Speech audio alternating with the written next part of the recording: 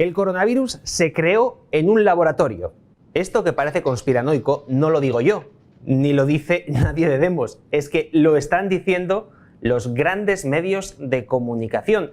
Queremos saber por qué a nivel mundial están apareciendo estas noticias, estos titulares en periódicos de muchísima importancia. No estamos hablando de diarios digitales alternativos. ¿Qué es lo que está pasando dentro de la progresía? ¿Cómo es posible que estas noticias empiecen ya a salir en los más media?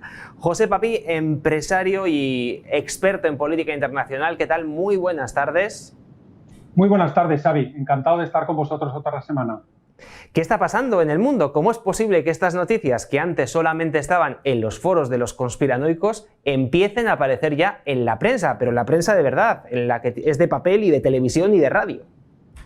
Desde luego, bueno, es que lo que está ocurriendo es, pues bueno, lo que tenía que ocurrir, que es que no se puede ir en contra de los datos, no se puede ir en contra de la realidad a base de crear narrativas, crear relatos, todo esto que se ha puesto tanto de moda, ¿no?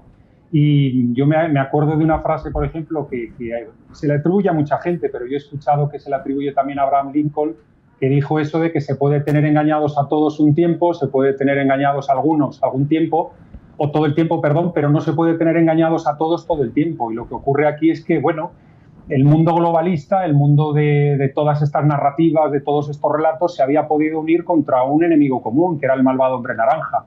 Caído el malvado hombre naranja, como se diría en la calle de manera vulgar, es que no tiene ni un guantazo. 3 meses después, 4 meses después, están haciendo agua por todos sitios.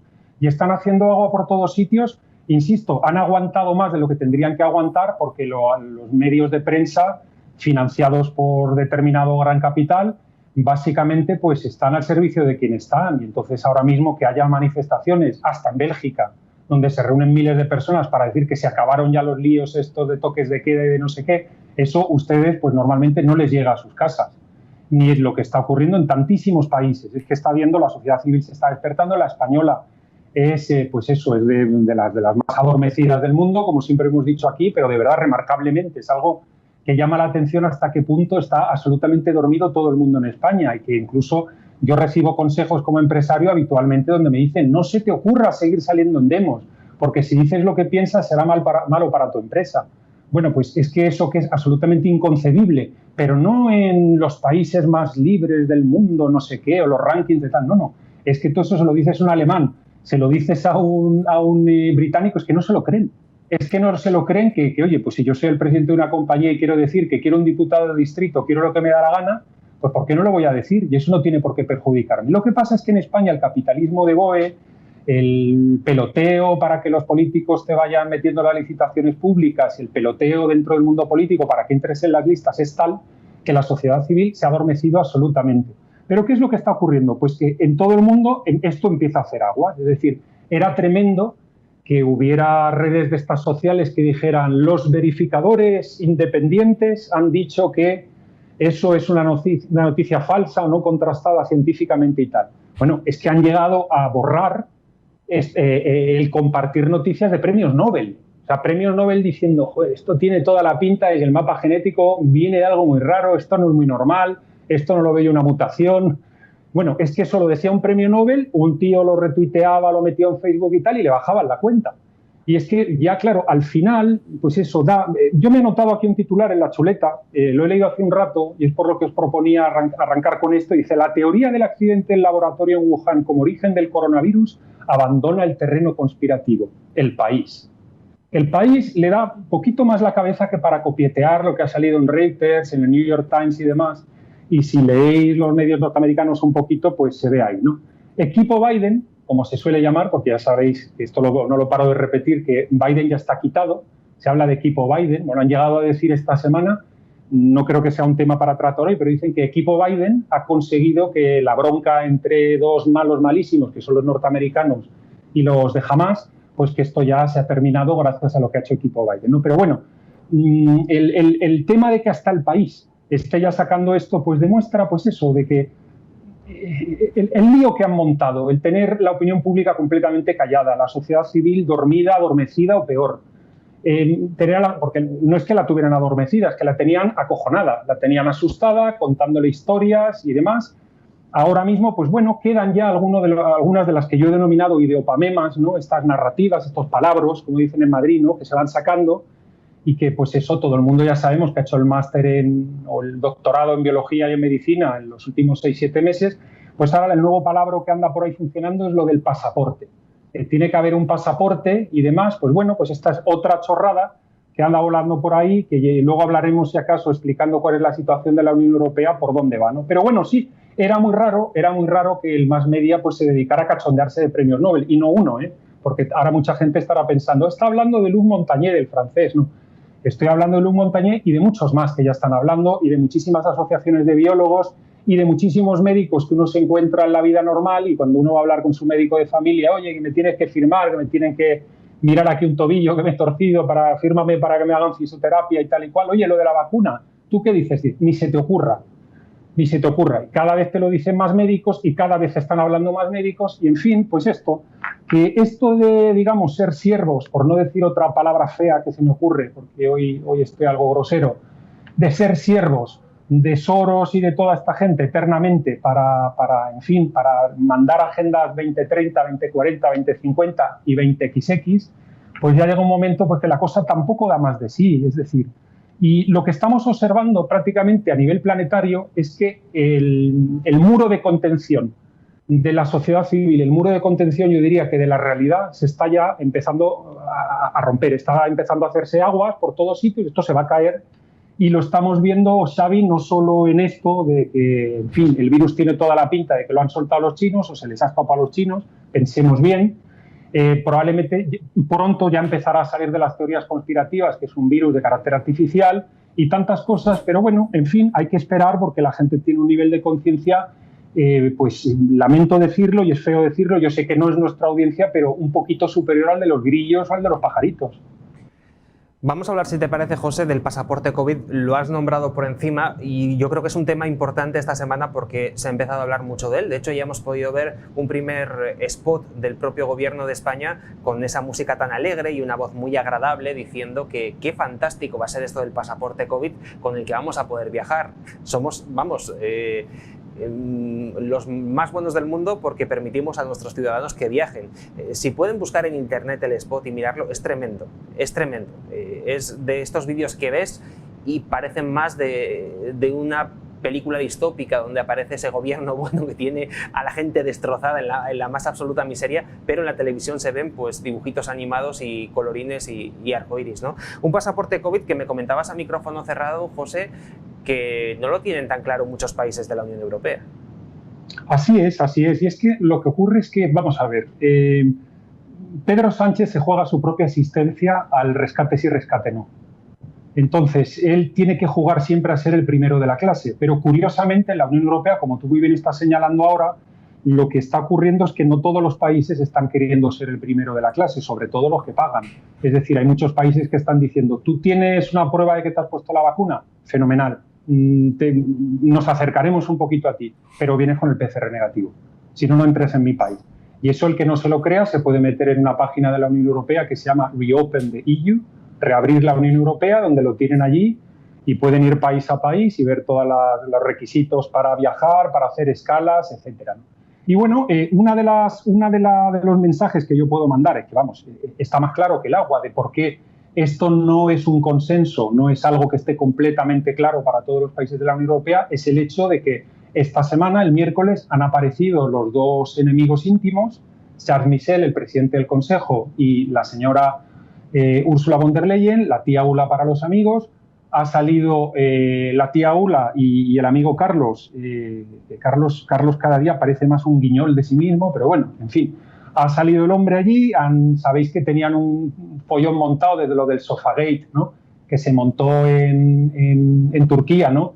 Cuando el gamberro de Erdogan le puso al chico la silla cojonuda, así con el respaldo alto y tal, la que sale para los reyes en las películas, cuando Charlton Heston va disfrazado de rey o de rey de Egipto, de no sé qué, o la reina Cleopatra o no sé qué o tal, pues sale con una silla así y al lado le pusieron una butaquita así a la amiga, a la tía Ula. Y claro, lo que ocurrió allí pues es que se cogieron un cabreo entre los dos, se han estado intercambiando tweets. Nos hemos estado riendo aquí de ese tuit donde decía Me sentí sola, me sentí herida, tanto como europea, como mujer o no sé qué, esto ya lo hemos hablado aquí. Pero bueno, fijaros, cómo no está clara la cosa, que me estaba yo yendo por los cerros de Úbeda, que el miércoles tienen que salir a pegarle gritos a todos los países de señores. No podemos seguir con el cachondeo COVID que está viendo. Es decir, ahora mismo se están tomando decisiones que no tienen nada que ver con la ciencia. Hombre, que tenga que decir esto a la Unión Europea. Aquí es que como lo digas en un programa te lo bajan. Pero vamos, ya lo dice hasta la Unión Europea, está escrito. El que diga la fuente, ¿cuál es su fuente? Mi fuente es la Unión Europea. En una declaración que ha hecho el miércoles de esta misma semana y que ustedes se pueden bajar de internet. Las decisiones de los países no están basadas en la ciencia. Segundo, no hay ninguna coordinación entre los diferentes países. Es decir, aquí uno te pide el PCR, el otro no te lo pide, el otro dice vente cuando quieras, el otro no te vengas, un desastre. Y tercero, dicen, hay una falta de solidaridad y están hablando incluso de respeto entre los países que es tremendo.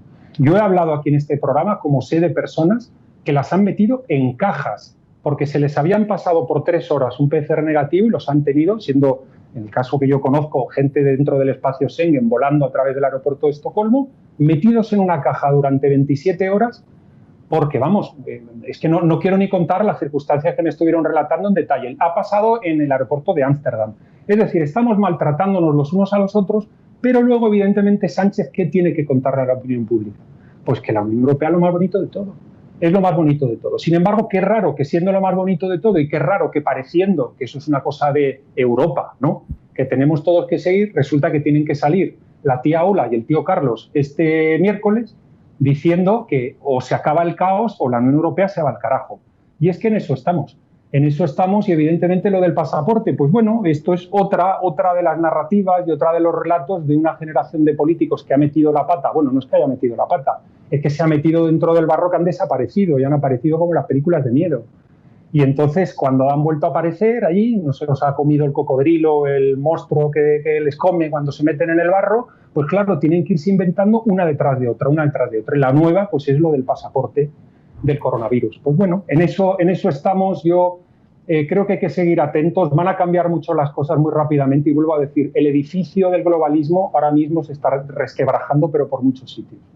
José, no quería terminar esta sección internacional sin hablar de los medios de comunicación y de las Big Tech, que son quienes han estado controlando todo el discurso durante la pandemia.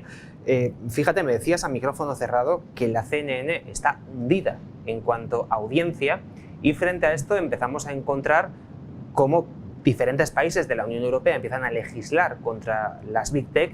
También tenemos el caso del gobernador de la Florida, de Ron DeSantis, ya lo comentamos aquí hace unas semanas, cómo iba a poner en marcha un mecanismo para poder denunciar a las empresas que llevan las redes sociales si censuran una cuenta por dar opiniones políticas, ¿no? Como le ocurrió al propio expresidente de los Estados Unidos. Creo además, de hecho, que hace 2 o 3 días ya era oficial, ya se había publicado esa ley, es cuando ya se ha aprobado definitivamente, aunque previamente ya estaban trabajando en ella en la Florida, con Ron DeSantis. Bueno, vemos también que los estados empiezan a poner firmes a estas empresas y vemos también cómo las cadenas de televisión o los medios de comunicación que dicen demasiadas mentirijillas o que ocultan demasiada información empiezan a dejar de ser vistas. Eso es, y es que es lo que estábamos diciendo, que se puede engañar a todos durante un tiempo, se puede engañar a algunos todo el tiempo, pero no se puede engañar a todos todo el tiempo. La CNN se está hundiendo. La CNN, desde que en los últimos 3 meses ha tenido una caída en torno del 70% de la audiencia. Luego, todos aquellos europeos que les encanta vacilar, de que se pone la tele americana y lo cuentan, y, en fin, este tipo de bobo ilustrado de dominical y demás, ¿no? Muy urbanita, muy de comentar los viajes que hacen. Nunca han vivido en ningún país, solo cogen vuelos, están en un hotel, están una semana y se vuelven.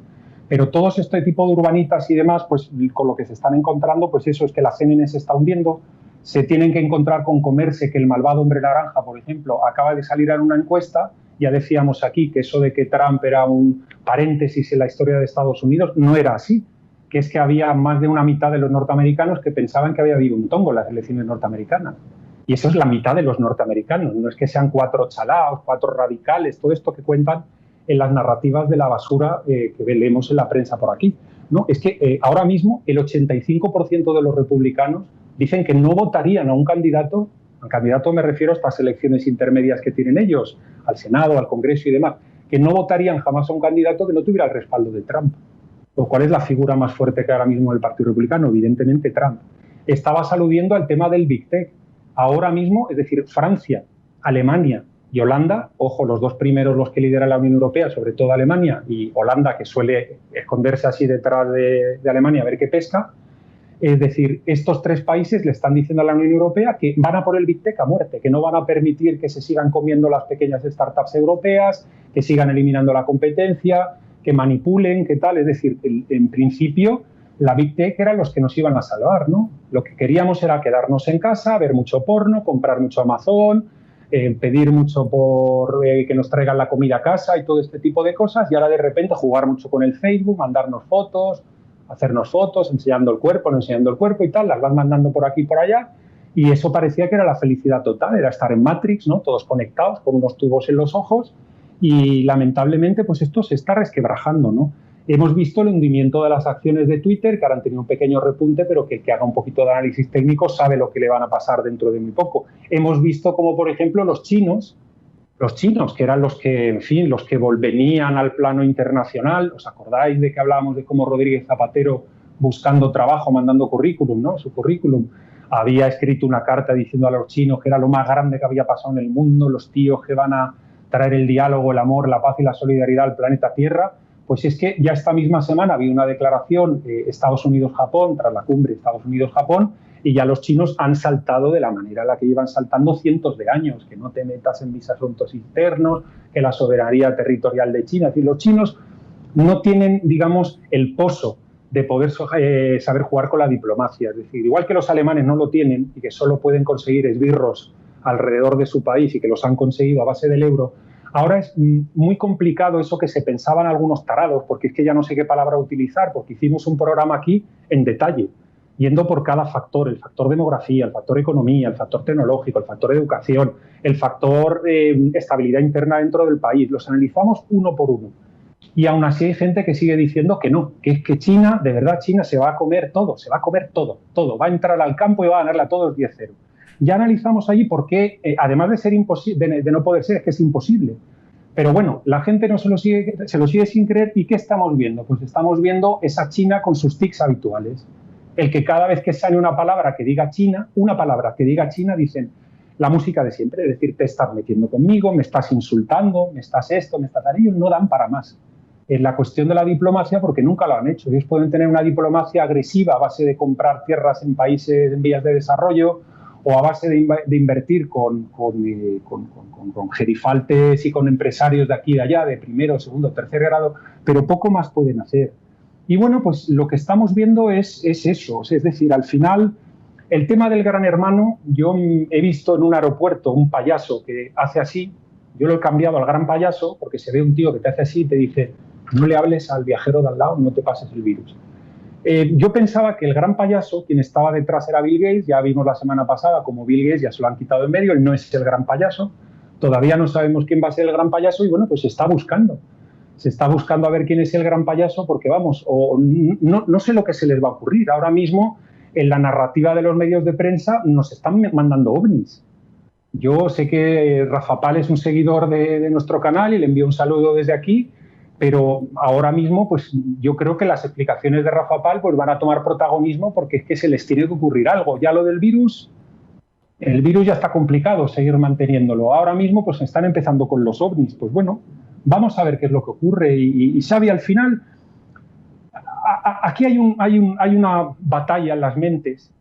Lamentablemente, y es triste decirlo, si antes del coronavirus había un 15% de mentes que tenían un cierto nivel de conciencia, ese nivel de conciencia ahora mismo ha disminuido a un 5%, diría yo, ¿no? Hay una batalla en las mentes, esa batalla que hablábamos aquí, entre la toma de conciencia y el incremento de la empatía. La toma de conciencia es darse cuenta de cómo son las cosas, estudiarlas de manera real, sin ideología, sin apasionamiento. Uno puede tener apasionamiento al hablar, pero no tiene que tener apasionamiento al pensar. Y tú, cuando ves los hechos, los analizas, les aplicas unos criterios y dices, joder, ¿esto puede ser o no puede ser? Pues no puede ser. O lo veo muy raro, o esto lo veo más real. Entonces, hay muy poca gente que quiera tomar conciencia. ¿Por qué? Porque es mucho más cómodo hacer lo otro, que es incrementar el nivel de empatía, que consiste en hablar bien de Greta Thunberg, los negros, las minorías, el no sé qué, los que sufren, los que no sé cuánto, cuando sabemos que la empatía, y esto lo hablaba con mi buen amigo Jesús Murciego, la empatía en realidad no existe. Es decir, es imposible que uno se ponga en el lugar de otro, porque si uno se pusiera en el lugar de otro, pues esto sería la leche, ¿no? Yo me pondría en el lugar tuyo, Xavi, y digo, yo ya sé cómo piensas, Xavi, y comprendería tus sentimientos, tus intereses y tal, eso es absolutamente imposible. Puedes más o menos imaginarte por dónde va, pero al final la única cosa es analizar hechos y tomar acción sobre ellos. Y ser buena gente. Intentar que por lo menos si tu acción fuera escalada a nivel planetario, ¿no? Como decía el imperativo categórico de Kant, pues bueno, que más o menos no le tocara las narices a mucha gente y no fuera malo, ¿no? Para todos. Funcionar así es una manera decente de funcionar, la que yo llamo de toma de conciencia. Funcionar de la otra manera, que es sentirse bien. Yo me siento bien porque he insultado a un tío en Internet. Yo me siento bien porque he ido a una manifestación contra el clima climático. Yo me siento bien porque no sé qué. Todo eso de creer que la empatía es lo que importa y lo que va a cambiar el planeta es una gilipollez. Y al final con lo que nos encontramos es que seguimos con un 5%, es decir, estábamos mal ya antes del tema de la pandemia, es decir, teníamos un 15%, yo llamaría, de despiertos y un 85% de dormidos y de empáticos, ¿no? Y ahora mismo, lamentablemente, el porcentaje de despiertos sigue bajando, Xavi. Y bueno, tenemos que seguir esperando porque yo soy, por naturaleza, optimista. Estamos tocando tal fondo.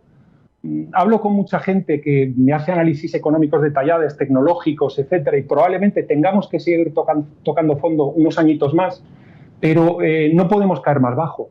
Y al no poder caer más bajo, probablemente lo que gracias a Dios ocurra es que empecemos a levantar el vuelo y tiremos para arriba. Entonces, en eso estamos. Y en el mundo internacional, por lo menos, estamos viendo, utilizo esto que decían los del gobierno socialista en España, estamos viendo brotes verdes ya. Es decir, esto se está resquebrajando ya por todos sitios. Estados norteamericanos, vemos ya países saltando, la gente pues dándole a China como le tiene que dar. El virus resulta que sí que lo han soltado los chinos, la CNN se está yendo al carajo, las acciones de todas estas empresas satánicas tecnológicas se están yendo al carajo también. Y bueno, pues nos vamos despertando poquito a poquito. Algunos están despiertos y están empezando a actuar. Entonces, pues bueno, crucemos los dedos, sigamos comunicando, sigamos hablando y cuando el nivel de conciencia suba, señores, antes he dicho un taco que no puedo repetir aquí porque me lo tienen prohibido aquí los compañeros de Demos, pero no tienen ni media y ya saben ustedes lo que continúa y no sé si empieza con H o sin H, porque lo he visto escrito de todas formas. Así que ahí lo dejo. Y bueno, esto es lo que hay, señores. Te devuelvo el balón, Xavi, que no sé en qué puesto voy hoy en el programa porque me he conectado tarde, pero bueno, ahí te lo dejo. Pues lo dejamos aquí, pero José, simplemente dos apuntes. Recordar a la gente lo que significa sentimentalizar la política, que es en última instancia lo que está ocurriendo en España. Quienes jugaban mucho con los sentimientos eran aquellos líderes de esos regímenes de los años 30 que no nos gustan nada. Y una segunda cuestión, José, ya que hablabas de los ovnis, conocíamos hace unos días, creo que es una noticia del 27 de mayo, si no me equivoco, Iván Redondo anuncia la puesta en marcha de una NASA española, así que lo mismo, pronto empezamos a ver ya los marcianitos por nuestro territorio nacional, José, así que hay que ir preparándose ya. Fenomenal, fenomenal. Si esta agencia, que espero que no sea la de Mortadelo y Filemón, ¿no? Que creo que hacían guasa con eso, si la agencia está, pues en fin, detecta ovnis, pues oye, seremos mejor informados de la nueva narrativa y del nuevo relato. Vamos a ver qué es lo que pasa. Oye, por cierto, hay que reconocerles a los independentistas catalanes que en esto fueron más visionarios que el resto de la nación, porque ya hace unos meses tenían la Agencia Catalana Espacial montada, así que fíjate, lo mismo, estos independentistas al final van a ser mucho más avanzados que nosotros en la búsqueda de marcianitos, quién sabe. Bueno, estaremos muy atentos. Yo, desde luego, no me lo pienso perder. La estelada en la luna, ya verás, a estas alturas. José, gracias por haber estado con nosotros. Nos vemos la semana que viene. Venga, un abrazo, cuando queráis.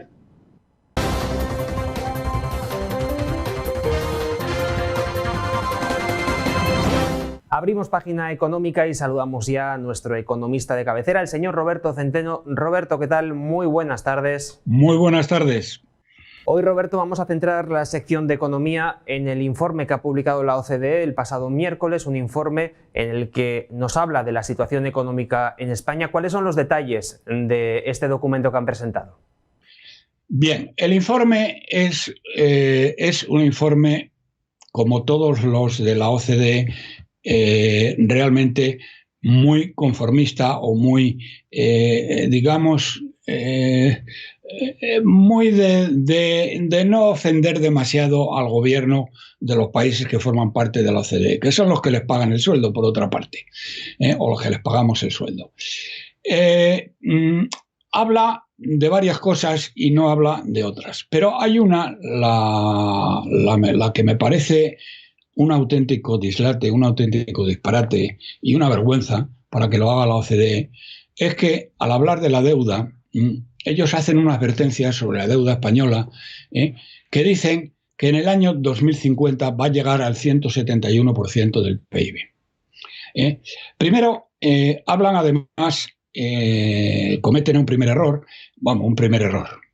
cometen, digamos, una primera mentira, que es que la deuda española es la deuda PDE, según protocolo de déficit excesivo, y esa es la deuda que publican los países que pertenecen a la Unión Europea.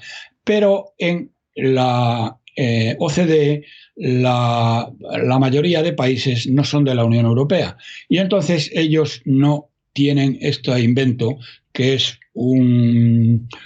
digamos, un invento contable, una chapuza contable de Bruselas, de los artistas de Bruselas. Esto no existe en el resto de países, es decir, no existe en Estados Unidos, no existe en Canadá, no existe en Inglaterra, no existe en los grandes países que no son europeos dentro de la OCDE.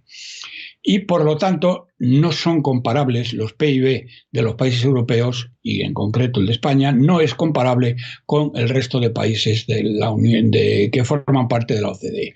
Primer camelo, primera estafa, primer engaño por parte del informe de la OCDE. No hacen una advertencia de que los PIBs, la deuda no es comparable, porque la deuda total es aproximadamente un 30% superior a la deuda PDE.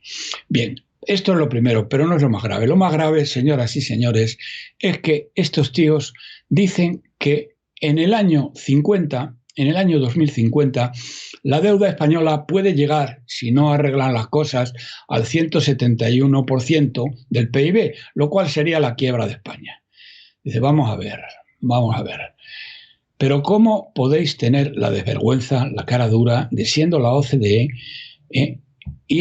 sacar esta cifra? ¿De dónde narices, de dónde rayos habéis sacado que si en España la deuda en los últimos 30 años, señoras y señores, la deuda del país, la deuda del Reino de España, en los últimos 30 años se ha duplicado cada 10 años, y en este momento la situación no se está mejorando, sino que se está acelerando, ¿cómo podéis tener la desvergüenza, la miseria moral, el engaño, la mendacidad de decir que en 30 años, que en los próximos 30 años solamente va a subir un 42%? Pero bueno, pero estos tíos, ¿cómo hacen las cifras? Oiga usted, si en los últimos 30 años se ha duplicado cada 10 años y ahora se está acelerando ese crecimiento de la deuda en relación al PIB, ¿de dónde narices sacáis que en los próximos 30 años solo va a crecer, en la peor circunstancia que vosotros imagináis, en un 41-42%? Es que es de vergüenza. Es auténticamente miserable, canallesco lo que ha hecho la OCDE. No tienen vergüenza, no tienen dignidad. No me explico cómo esta gentuza puede seguir haciendo lo que hace. Haciendo estadísticas y sobre todo haciendo proyecciones del gusto de los gobiernos que forman parte de la organización, y en este caso haciendo predicciones del gusto del miserable, canallesco gobierno de España, un gobierno de traidores, terroristas y golpistas, que son una organización criminal a la cual va a indultar el canalla de Sánchez, pasándose por el forro el dictamen del Tribunal Supremo, que ha sido contundente y severísimo. Es decir, pasándose por el forro la ley y la Constitución. Manda narices. Eso sería imposible, inimaginable en un país democrático tal y como se conocen los países democráticos. Luego hay otro tema. Luego habla de más cosas del paro. El paro habla de que tenemos un paro estructural, pero siempre a un nivel más bajo de la realidad, porque ellos hablan de un 15% y claro, cuando estamos en el 26%, que los señores de la OCDE nos vengan contando que tenemos un paro estructural y que no vamos a bajar, pero que es del 15%, pues miren ustedes, señores, es que no saben hacer ustedes los números, mejor dicho, sí lo saben hacer, los hacen al gusto del gobierno que les paga. De los gobiernos que les pagan, por supuesto del nuestro y del resto de miembros de la OCDE, lo cual hace muy discutible el papel de la OCDE, que no es el que la gente se cree que lo que dice la OCDE va a misa. Lo que dice la OCDE verdaderamente es vergonzoso. Lo que les acabo de contar de la deuda española es de pena. Luego se echa en falta en el documento algo que es importantísimo, que es el empobrecimiento acelerado de las familias en España. El año pasado, ya les he dicho en varias ocasiones, el empobrecimiento de las familias españolas fue 4 veces mayor que el empobrecimiento de las familias de la Unión Europea. Este año va a ser también mayor y va a seguir siendo mayor. Entonces, estos tíos nos hablan del crecimiento del PIB, pero no nos hablan del crecimiento de la renta o de crecimiento de la renta de las familias. Miren ustedes, es que eso no es. O sea, si hablan ustedes del crecimiento del PIB, que estaría bueno que no fuéramos a crecer, después del batacazo que nos hemos pegado, tienen que hablar ustedes del empobrecimiento de las familias. Si no, ¿para qué narices necesitamos los informes que hacen ustedes? La verdad es que para nada. Y luego hay una última cosa que sí quiero señalar, que no tiene nada que ver con el informe de la OCDE, pero que es muy representativo. Miren ustedes, hay una organización de ámbito privado que se llama la World Compliance Association, WCA, que es una entidad especializada en el cumplimiento normativo por parte de empresas y organizaciones y que ha remitido un informe a la Comisión Europea y a los ministros de Economía y de Justicia y al Tribunal de Cuentas, en la que muestra su gravísima preocupación por la ausencia de garantías que aseguren los principios de integridad y transparencia en el reparto de los fondos europeos, lo cual lo convierten en un foco de corrupción y arbitrariedad. Fíjense ustedes lo que dicen estos señores y se lo han dicho, se lo han dicho al Ministerio de Economía, que lo ha tirado a la papelera, se lo han dicho al Ministerio de Justicia, que ha hecho un cucurucho, pero se lo ha hecho también a la Unión Europea. Y la Comisión Europea ha dicho que lo va a tener muy en cuenta este informe de la World Compliance Association. Bien, señoras y señores, fíjense lo que dice. Gravísima inquietud por la ausencia de determinadas garantías que aseguren los principios de integridad y transparencia en el reparto de los fondos europeos, lo que convierte a estos en un foco, el reparto de los mismos, en un foco de corrupción y arbitrariedad. Se puede decir más alto, señoras y señores, pero no más claro, y se puede decir también más largo. Pero esto es lo que hay. Afortunadamente, estos señores, con muy buen criterio, lo han mandado también a la Comisión Europea y lo que hagan la indigna ministra de Economía y este miserable traidor ministro de Justicia, que es partidario de los que defienden los indultos, pues lo mismo. Así que esto es lo que tenemos. Ya ven ustedes cómo se ponen en tela de juicio y se dice claramente que tal como están las cosas, los fondos europeos se van a repartir con se van a convertir en un foco de corrupción y de arbitrariedad. El reparto de los fondos europeos se va a convertir en un foco de corrupción y de arbitrariedad. Y esto es todo. Roberto, como siempre, muchísimas gracias por haber estado con nosotros. Nos vemos en 7 días. Venga, adiós. Hasta luego. Nosotros cerramos aquí el programa. Si te ha gustado el vídeo, dale al like, compártelo, pásaselo a todos tus conocidos y recuerda que si quieres colaborar con Demos lo puedes hacer a través de Patreon. Tienes un enlace aquí abajo. También te puedes unir a este canal o formar parte de Demos asociándote. Tienes para ello un enlace en la cabecera de YouTube. Como decimos siempre, recuerda no creer nada de lo que ves en la televisión, de lo que escuchas en la radio o de lo que lees en los periódicos.